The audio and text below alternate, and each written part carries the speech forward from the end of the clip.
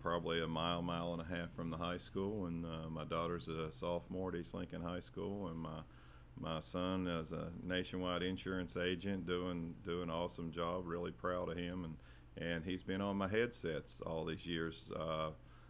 Young man understands the game of football and has been a tremendous help for me, and really kind of sets it apart from just being a high school football coach to being able to do that with your son and we have so many quality coaches. Hopefully we'll get to talk about a little bit while we're here, but our coaching staff and everywhere I've been, but here especially, just phenomenal men, and just work well with the kids that we have at East Lincoln, and just can't.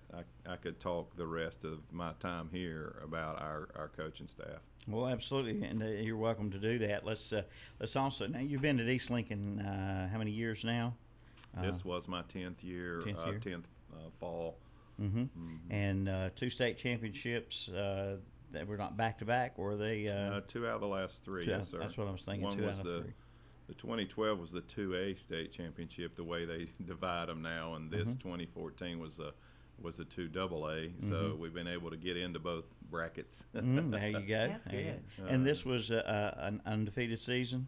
It was 2012 and 2014 were both, and Yeah. just that's another thing that you just don't get to do very often. And so you try to cherish it, and just you always have such quality memories of the young men and the coaches, and each game as you go through, and how the really close games throughout those years that you were able to find a way to pull off, and that really could have went either way, but that's what separates a championship team, and those kids, and the character of those kids, and the discipline of those kids,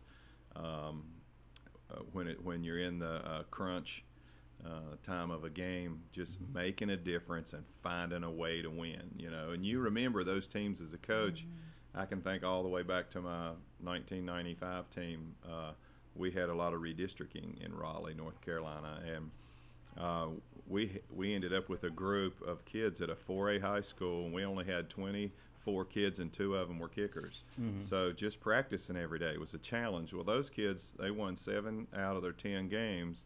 And I always tell them when I meet with them and talk with them again is, hey, anybody that left those kids in the game in the fourth quarter, they'd find a way to win. Now, with only 24 kids playing 4A football, you're not going to win every game. And a lot of times, we would either get blown out and didn't have a chance to win in the fourth quarter, or, like I said, if they left us around, those kids the character of those kids just found a way to win. So. You remember all kinds of. I mean, it's my 31st year, so Oh yeah. it's getting reflection time, Sandy. If you know what I Well, mean. no, sure. And we were talking a little bit about in the other room about you're down the road when you do retire. Look at the memories you've got. Yeah, it's and you be able to, and these young men that you have coached down through the years, what you've taught them on the field and off, they're going to remember this. So I think it speaks well, the coach that you are, and that I hear that you are. Well, I tell them all the time. I think that they teach me as much as I teach them. So it's a two-way street. Yeah. Well, I'm sure Sandy knows, the 3 basic areas of football. I'm putting her on the spot. Look at that face. Offense, defense, and special teams. And to win and go undefeated at a state championship, you must have just a phenomenal success in all 3 areas of the game. I just said that to put her on the spot there. Thank you, Milton. Go ahead, Coach. And I tell you, a lot of the times you overlook special teams, and one of our coaches, Chris Mathieu, was our head baseball coach. He was our defensive coordinator, and Coach Lubowitz does that now, and he coordinates our special teams. And you have to win 2 out of 3 or all 3, and right now we've had a transition from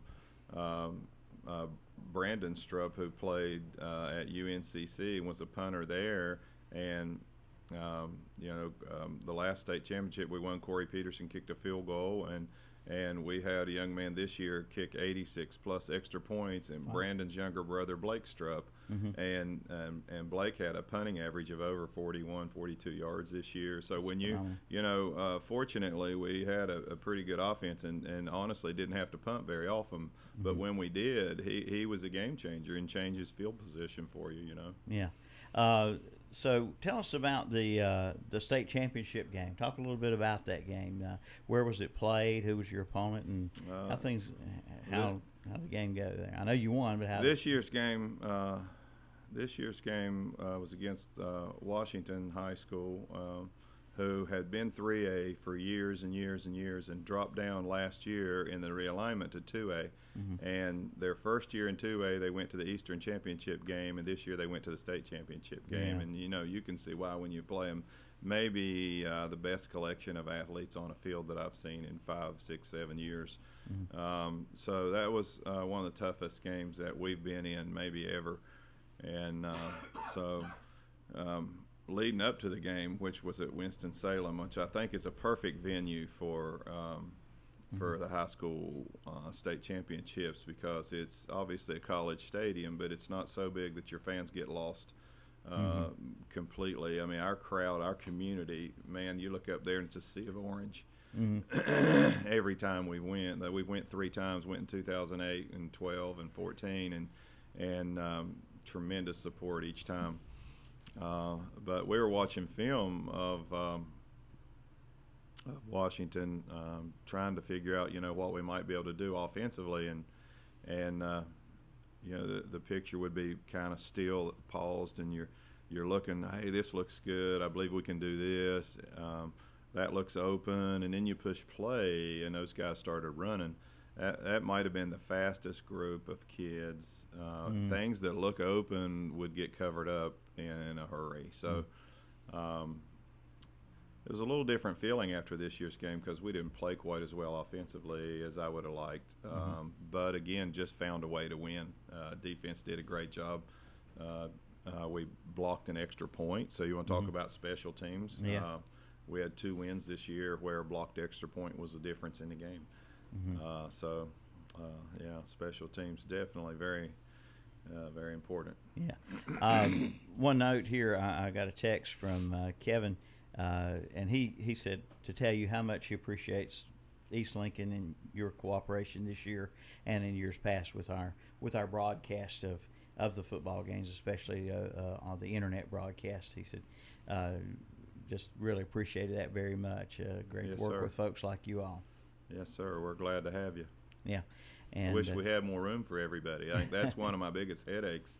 And, not that I take actual cussings, but I like to put it that way. I mean, I take more cussings over my space in the press box than I do anything. When we have a big game, we just don't have room for everybody. I mean, Franklin's radio station, you talk about a program with a lot of support and community support and all that kind of stuff, man, that might have been the biggest crowd that we've had at East Lincoln High School in a long time. They really support their young men in Franklin, North Carolina, and so their radio finally we just tried to find a place to put them. They ended up going over to the track on their home side or their visiting side, and it's just a shame that we just don't have any more room for everybody. Well, sometimes but it is what it is. Yeah, it is what it is. That's right. A friend of mine used to say that a lot. Now at East Lincoln, I know school support, school spirit very high in football and all the sports down there. We cover you with our Lincoln station, and the other county schools, but we always know there's a lot of pride in the East Lincoln community. Get a lot of support from the businesses down there as well. So, do you know folks listening right now? Anybody in particular that's listening out there you want to say hello to? And I forgot to say that we got you on the internet here on the studio camera as well. I forgot to turn it on at the beginning, but we got it on late there. And if anybody wants to see this interview later, they can go to YouTube/KTCBroadcasting.com and pick up the interview later on YouTube. But anybody out there listening you want to say hello to? Well, I really didn't have a chance to tell very many people. I texted my sister back in West Virginia, and and told her I was going to be on. But I also knew it was going to be on later. You guys will have to tell me where, so I guess I'm a pretty modest person, so I really don't like talking about those kind. Hey, I'm going to be on the radio. Why don't you turn on and watch me? So there you go. I'm not into that kind of thing very much. But our biggest supporter, you talk about the community, East Lincoln. There's a person in our community named Jerry Ernest who I did text and tell him where we were going to be on. But some of the things, when you talk about having a team, okay, everybody has a team every year that puts a team out on the field. But taking a team each year and making it into what you would term more of a program, he does all the hidden things that make a school team into a program, and just the development of a lot of things off the field and things that help kids be excited about the program, and marketing type things with the community. And without folks like Jerry, you can't turn a team into a program. And that's been the biggest thing with our community. I can't say enough about how everybody has just with open arms.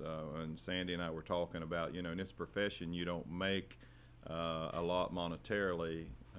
Your payment a lot of times is in the form of appreciation, and I feel more appreciated here than anywhere I've ever been. And I send that right back to the community, because they're awesome, and never fail to jump in there and do some of the things that we need to keep moving our program forward and support it in every way that they possibly can. Yeah. And so now 2 state championships in the last 3 years, undefeated seasons both times. Yes, sir. And what about the future? I know, with high school, players come and go. They graduate, whatever the case may be. Well, that's so true. How's things looking down the road?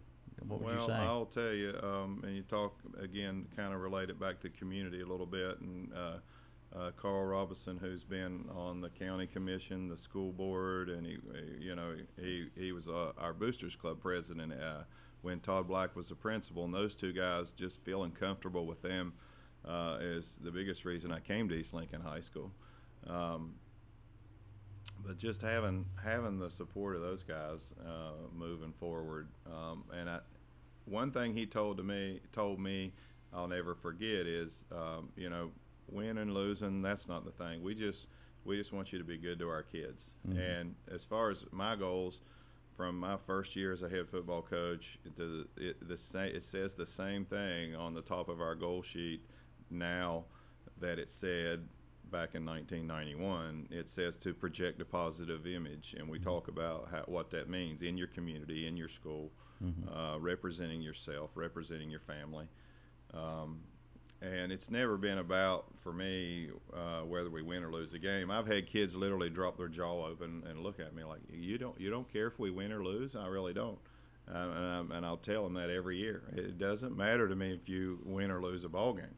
Now, the things that do matter lead up to and make a difference in whether you win or lose a ball game sometimes, with your work ethic and your preparation to play a game. If you learn those things and you're prepared to go be a quality citizen and go to college and do the studies you need to do, or go straight into the workforce and be a good teammate or / employee at that point, those are the things that you need to learn, because that's gonna be the rest of your life. This is you've heard a lot of people say, don't let high school be the best years of your life.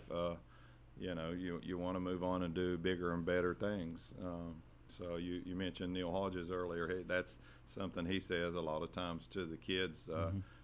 Man full of wisdom there, Neil Hodges, by the way.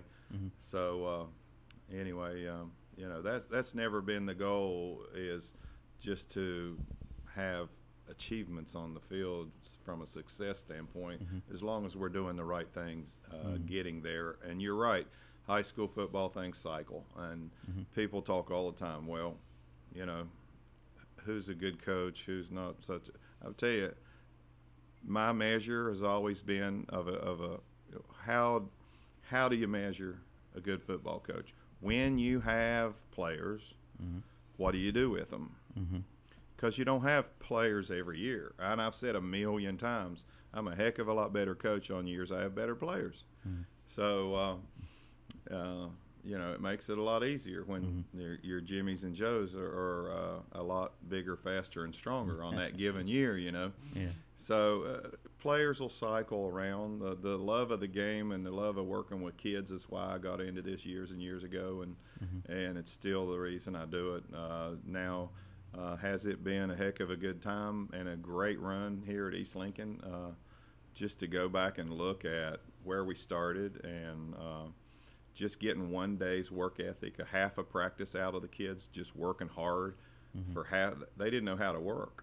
And our we've had a core group of coaches now. We've had a lot more than this core group, but Coach Mathiel that I mentioned, Coach Lubowitz, Coach Gallagher, Coach Brim,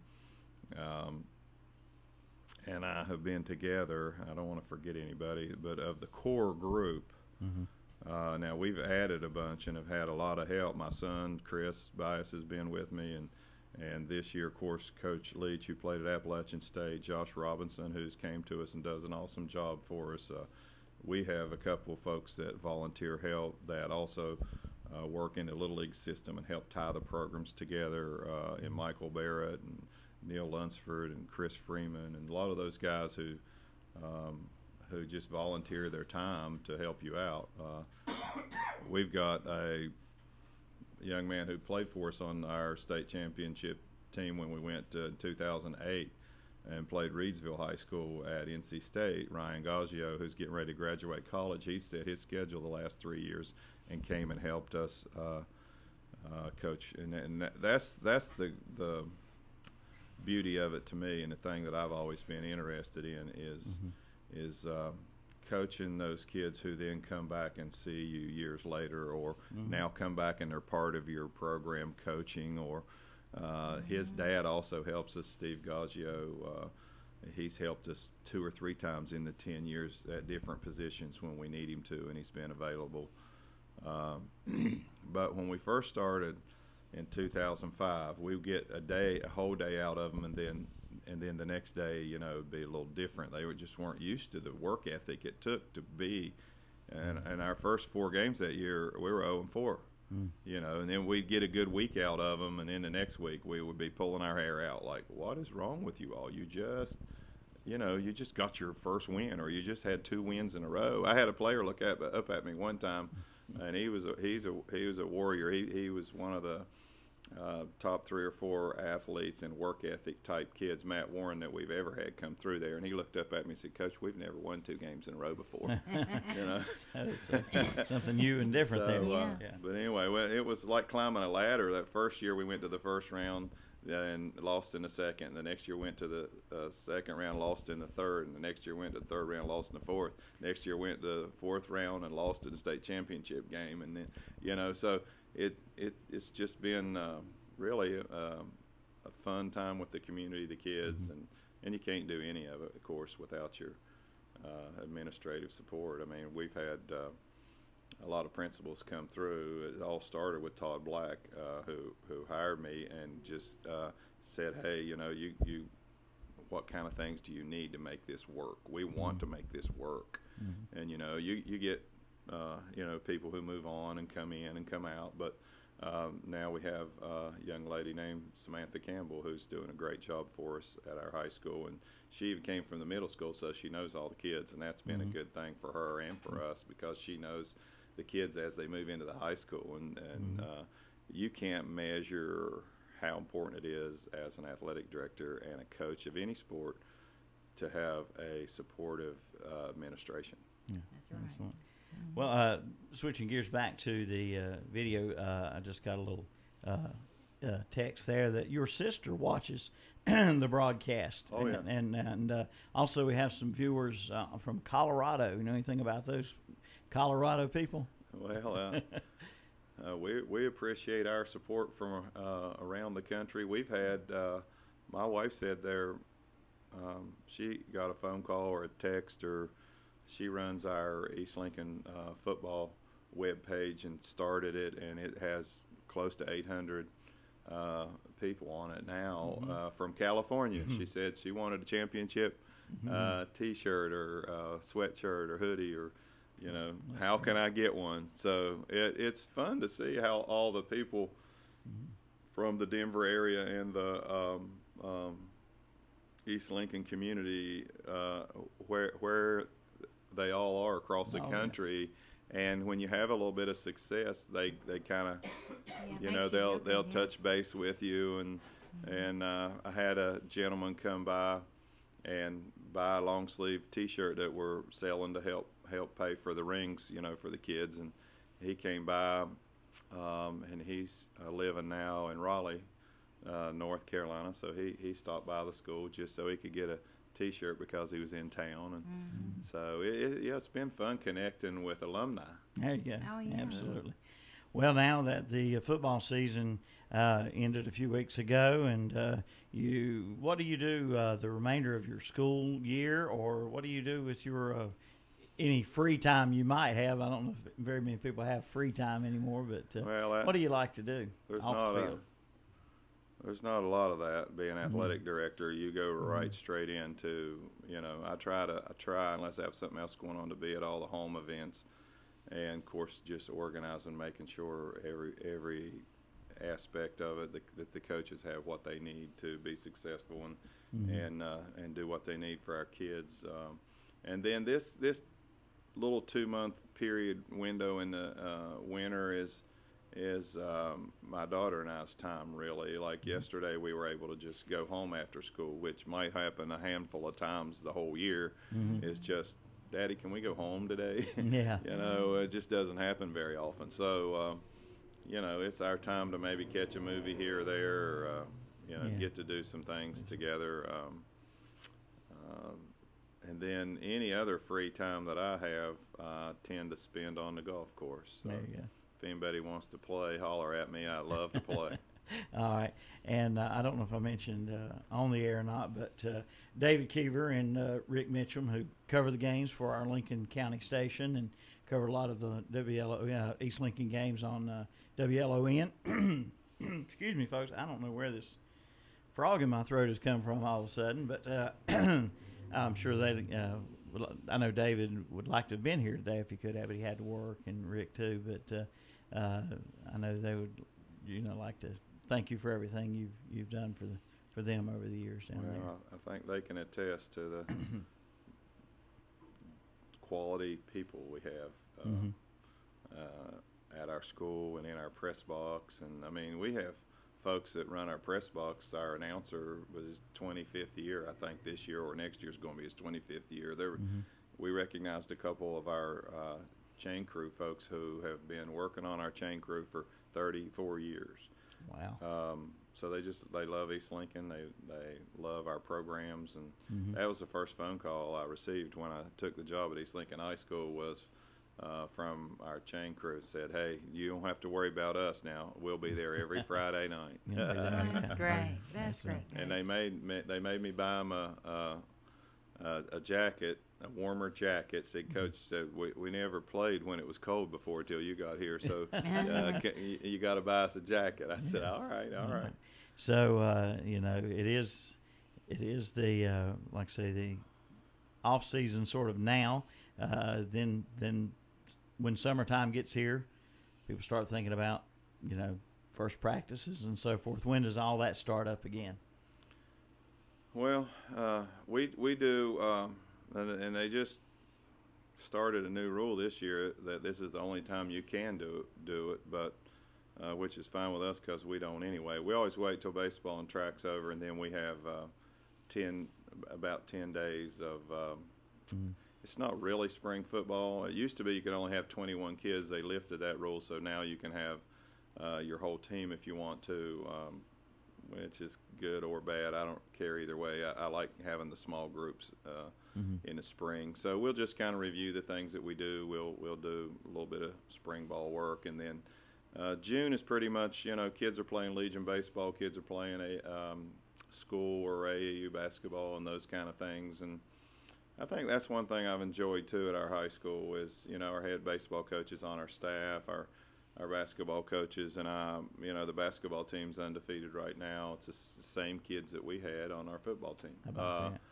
So, we share those kids, and I try not to do too much in June unless it's just something that the kids really want to do. I might take a little vacation when school's out in June, and then when July hits, we might do a few 7-on-7 type things. And we keep our weight room open throughout the summer when the kids are in town and not off on a family vacation. And, of course, August 1st, it cranks up again. I mean, there's really not that much downtime when you're a football coach. And then, we all wish we would get back to where school started a little earlier and we had the first semester over before Christmas, and the second semester then started when you came back after Christmas. And then you can get out of school toward the end of May, and you actually have 7 or 8 weeks off in the summer. And now school's not out till mid-June, so there's not much summer leading into football starting again. Right. We have the kids for football for 4 weeks before school even starts.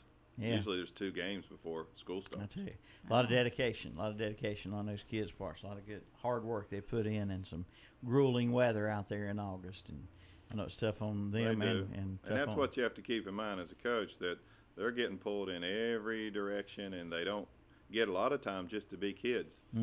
So sometimes we may not do quite as much work, and like, why aren't you doing this? Why aren't you doing that? I said, they need to have some time to be kids. I mean, they're playing maybe 30 basketball games in the summer. They're playing, whether it's Legion baseball or travel baseball or this or that. If I ask that much out of the kids, in addition to all that other stuff they're doing, they'd never get time to just be a young man and enjoy life a little bit.